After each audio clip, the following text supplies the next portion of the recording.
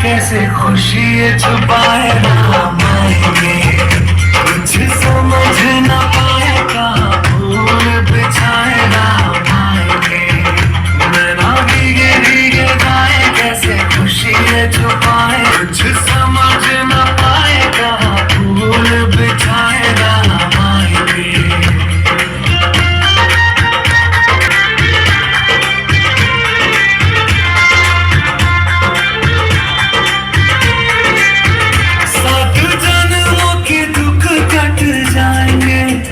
आज सर झुके तट मुस्काएंगे, मोर नाचेंगे पपी है आज गाएंगे। आज दसों ये दिशाएं जैसे शगुन मनाए राम आएंगे। ना भीगे भीगे जाए कैसे खुशी ये छुपाए राम आएंगे। कभी ढोल बजाए कभी द्वार सजाए राम आएंगे।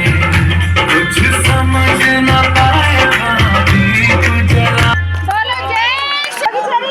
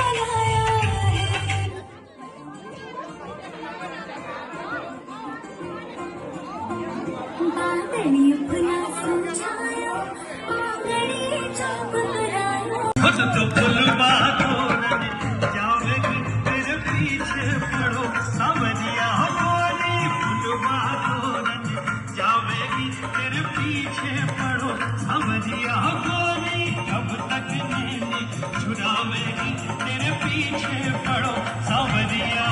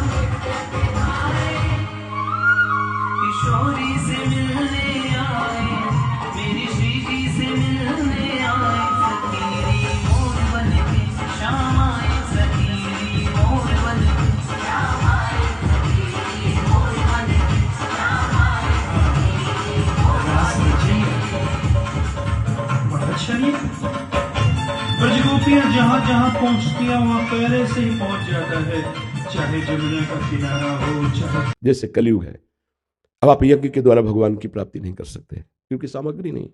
आप ध्यान के द्वारा भगवान की प्राप्ति नहीं कर सकते क्योंकि सामग्री नहीं आपके अंदर कि आप 8 घंटे पद्मासन से दासन में बैठकर शांत भाव 5 मिनट तो शांत भाव से बैठ नहीं सकते, 8 घंटे ध्यान की तो बात जाने दो। अब पूजा पद्धति सामग्री नहीं है, एक बात है केवल राधा राधा राधा, मंजीरा उठाया कीर्तन कर रहे हैं, नाम संकीर्तन नाम जप। शास्त्रों का जो सार है वो भगवान की प्राप्ति के लिए भगवत चिंतन है। अब हम उनके रूप का चिंतन कर पाए इतनी क्षमता नहीं रह गई। यज्ञ आदि के द्वारा, अन्य साधनाओं के द्वारा, ध्यान के द्वारा, पूजा पद्धतियों के द्वारा अब क्या करें? बोले उठते बैठते चलते फिरते राम कृष्ण हरि जो नाम प्रिय हो वो जपो, और जब आपका मन बहुत खिन्न हो तो मंजीरा उठाओ और कीर्तन शुरू कर दो। युग धर्म के अनुसार इस धर्म में भगवत प्राप्ति भगवान नाम जप, भगवान नाम कीर्तन निरंतर करने से हो जाएगी। मंदिर में केवल जल चढ़ा दिया और दूसरा प्यासा सामने खड़ा है और आप उसकी तरफ देख भी नहीं रहे तो आपको मंदिर का जल बेकार हो गया। मंदिर में सुंदर सुंदर भोग लगा दिया, सामने भूखा खड़ा कह रहा है बाबू जी हमें थोड़ा रोटी खवा दो, तो वो जहां भोग लगाया ना वो सब राख हो गया, कोई उसका मतलब नहीं। मंदिर में तो हम भाव बनाते हैं लेकिन उन भावों की पुष्टता इन मंदिरों में होगी। अगर इन मंदिरों में अपने प्रभु को नहीं देख पाए तो मंदिर के प्रभु को भी देख ही नहीं सकते। ध्यान दीजिए, मन पर दया नहीं करनी, मन पर दुलार नहीं करना, मन की जलन को अपनी मानकर टूटना नहीं है। जल गंदा सोचता है तो जलेगा नहीं और क्या होगा। अगर आप उसकी जलन को बता दिया किसी से तो सह नहीं पाओगे। समझ लीजिए, इसके ये युक्तियां हैं जिससे जीता गया है इस विषय पर। मन जल रहा है, अब आप अपने मित्र से कह रहे हैं साधु बहुत जलन हो रही है हमें, चुप, तुम्हें नहीं हो रही, तुम्हारे मन को हो रही, उसकी गंदगी नष्ट हो रही। सोना जलने से शुद्ध होता है, जलने दो उस मन को जिसने तुम्हें जन्म जन्मांतर से फंसाया है, उसे सह जाओ। सह ना पाना, उस पर दया कर देना, उससे दोस्ती कर लेना, ये कषाय है, जीव को आगे नहीं बढ़ने देता।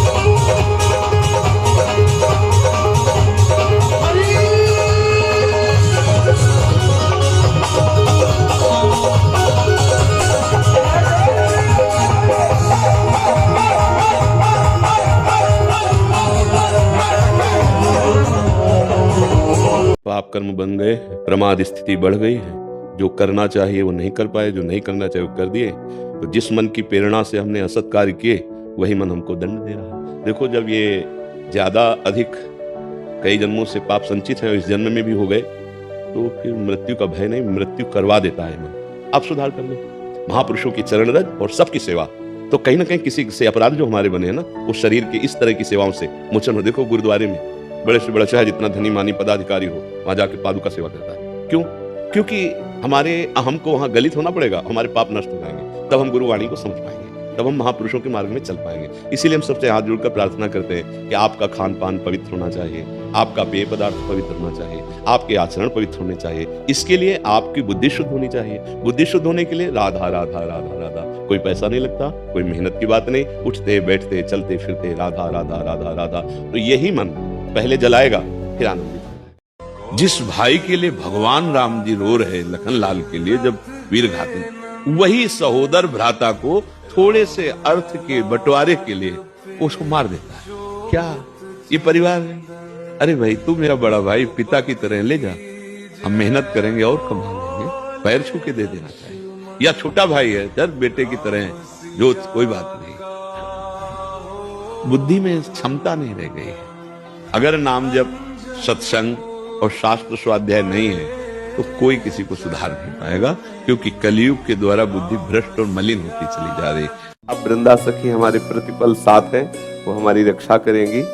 कुछ भी भूल से अगर हम अमनिया खा लेते हैं तो गले के नीचे जाते ही प्रसादी हो जाता है। कंठी विराजमान है, अगर चूक होती तो संभालती हैं। कोई भी किसी भी तरह का अमंगल उसे स्पर्श नहीं कर सकता जिसके गले में श्री तुलसी जी विराजमान है। सावधानी यही रखनी कि अभक्ष पदार्थ नहीं पाना, कोई अभक्ष पेय ना पिए और कोई शास्त्र विरुद्ध आचरण न करें। चक्रवर्ती सम्राट महाराजा धीराज दशरथ जी की पावन नगरी में त्रिभुवन पावन करने वाले भगवान, परमानंद प्रदान करने वाले भगवान, जन्म मरण चक्र का नाश करने वाले भगवान श्री हरि राम रूप में प्रकट हुए थे। 500 वर्ष से बहुत भक्तों ने अपने प्राणों का बलिदान दिया अवधपुरी में। आज भगवान कृपा करके गर्भगृह में विराजमान होंगे और नवीन श्री अर्चावतार में उनकी प्राण प्रतिष्ठा होगी। यह हम सब भक्तों के लिए बड़े गर्व का विषय है कि हमारे भगवान करुणा करके जगत पावन करने के लिए अर्चा विग्रह रूप में विराजमान होंगे, जिनके दर्शन मात्र से, नाम स्मरण मात्र से, आश्रय मात्र से जीव इस दुरंत माया से पार होकर महासुख को प्राप्त होता है। हम सब मिलकर श्री भगवान की एक स्तुति गायन करते हैं। देखो, जगन नाटक मंच पर ये विविध रूप का अनुभव कराने के लिए अपने भक्तों के लिए अनंत नाम, अनंत रूप, अनंत लीला करते हैं, पर पहचानने वाला जो अभिनयकर्ता का परिचय जानता हो, जानता है अभिनय कौन कर रहा है। ऐसे ही चाहे वराह रूप हो, नृसिंह रूप हो, वामन रूप हो, मत्स्य रूप हो, कूर्म रूप हो, राम, परशुराम, श्याम, एकमात्र एक ही प्रभु इस जगत नाटक मंच पर अभिनय कर रहे हैं, दूसरा कोई नहीं। हम भाव से श्याम सुंदर प्रभु जो राम रूप में है उनकी विनय करते हैं और हम वृंदावनवासी उनको हृदय से आशीर्वाद देते हैं। प्रियाजू के चरण बल से हम उन्हें आशीर्वाद देते हैं। वो सदैव विजय श्री हैं ही, स्वयं विजय श्री है, विजयी रहे और सदैव परमानंद को बांटते रहें। अधम जीवों को भी, पापात्मा जीवों को भी अपने चरणारविंद का प्रेम प्रदान करते रहें। उनका स्वभाव ही ऐसा करुणामय है। एक बार हम पंक्ति बोलेंगे, फिर आप सब बोलेंगे। थोड़ी देर के लिए हम अपने श्री धाम वृंदावन को अवध धाम के रूप में मान लेते हैं और श्यामा श्याम को सियाराम के रूप में देखते हैं। मानो हम अपने आराध्य देव की ही विनय कर रहे हैं, कोई दूसरा है नहीं, परम सत्य हृदय की बात कह रहे हैं, दूसरो न कोई, दूसरा नहीं। तो प्रभु का बड़ा भाव में विनय पूर्वक स्तवन किया है गोस्वामी तुलसीदास जी ने विनय पत्रिका जी में। एक पंक्ति हम गाते हैं, फिर आप गाए, फिर हम, फिर ऐसे पूरा गायन करें। श्री रामचंद्र कृपालु भजु मन, हरण भव भय दारुणम। श्री रामचंद्र कृपालु भजु मन, हरण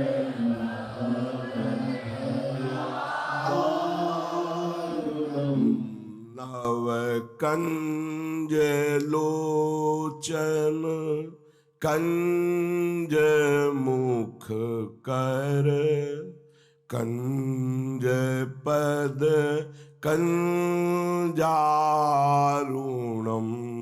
नव कंज लोचन, कंज मुख कर, कंज पद कंजारुणम।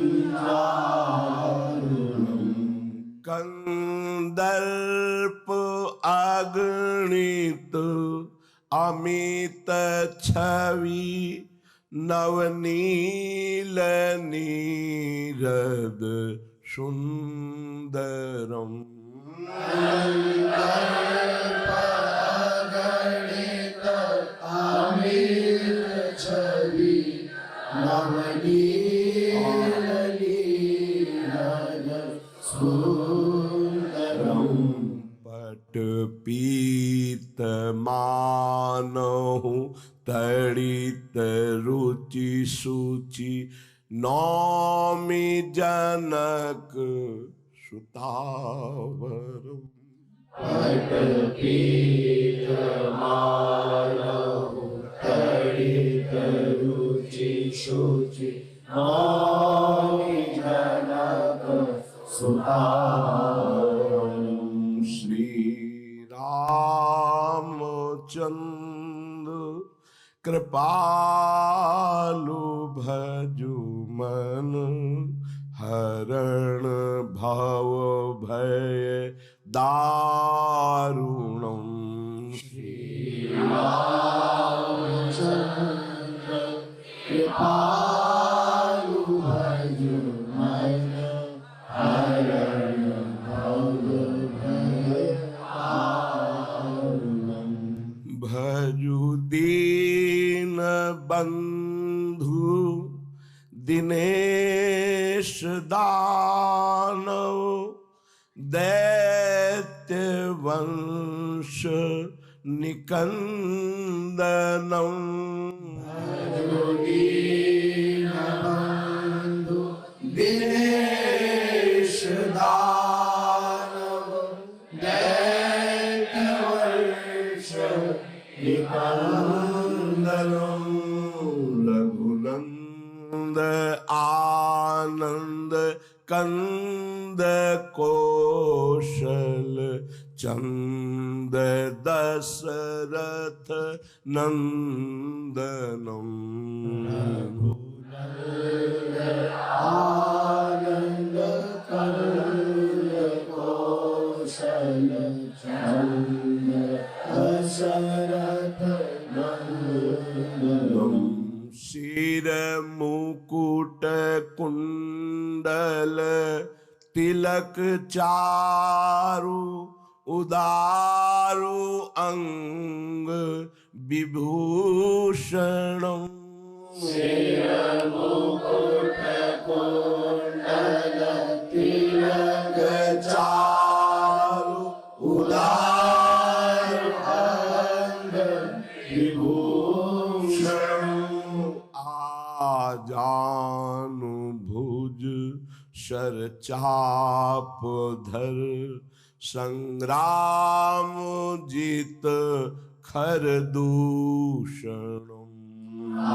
आजानु भुज शर चाप धर, संग्राम जित खर दूषणम।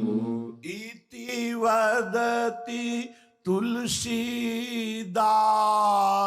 शंकर, शेष मुनि मन रंजनम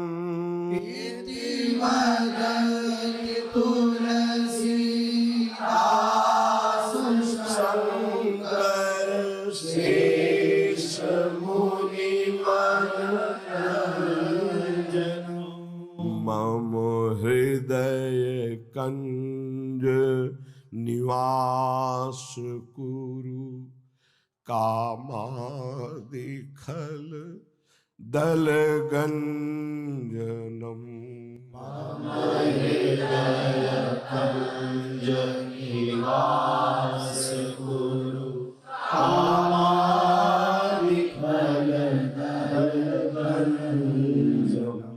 श्री रामचंद्र कृपालु भज मनु हरण भव भय दारुणम श्री रामचंद्र कृपालु भज मनु हरण भव भय दारुणम नव कंज लोचन कंज मुख कर कंज पद कंजारुणम कंज लोचन कंज मुख कर कंज पद कंजारुणम श्री रामचंद्र कृपालु भजु मन हरण भव भय दारुणम श्री रामचंद्र कृपालु भजु मन